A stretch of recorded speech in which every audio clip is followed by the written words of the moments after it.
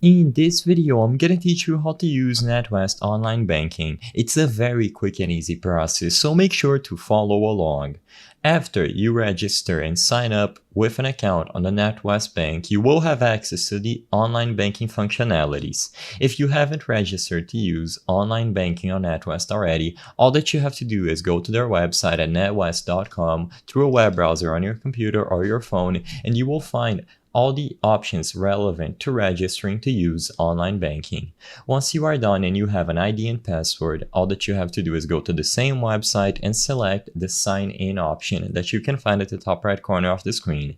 Immediately upon signing into online banking on Natwest, you will find a lot of options related to your account. You can browse through all of your specific accounts, see their information, see the balance, and at the left-sided menu, you have other options like how to initiate a payment or a transfer, see all of your statements, browse through your notifications on your mailbox, paperless settings, alerts, see your cards, etc.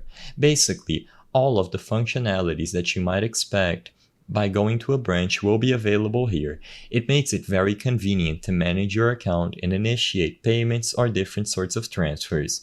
It also allows you to manage your account with ease. You can sign up for new accounts, manage all of your cards, and overall, there are plenty of functionalities that you can access directly from the online banking website.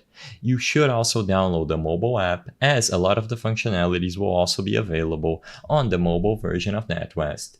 But that's all you have to do. As long as you go to www.natwest.com through a web browser, you register to use online banking, and then you sign in using the online banking ID and password, you will have access to all of these features. I will not be able to cover all of them in this video because there are plenty of things available on online banking, but in this channel we have plenty of videos showcasing all of these features, so make sure to check them out.